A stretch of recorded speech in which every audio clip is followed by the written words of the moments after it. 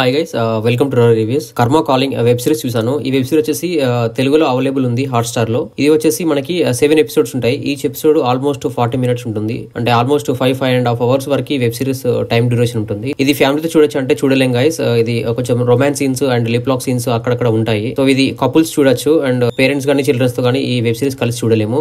నాకైతే చాలా బాగా నచ్చింది గైస్. ఇది high intense drama with suspense and revenge also. So నాకు పర్ఫెక్ట్ మేకింగ్ అనిపించింది. ప్రొడక్షన్ వాల్యూస్ చాలా బాగున్నాయి. ప్రతి క్యారెక్టరైజేషన్ కూడా ఒక ఇంపార్టెన్స్ ఉంటుంది.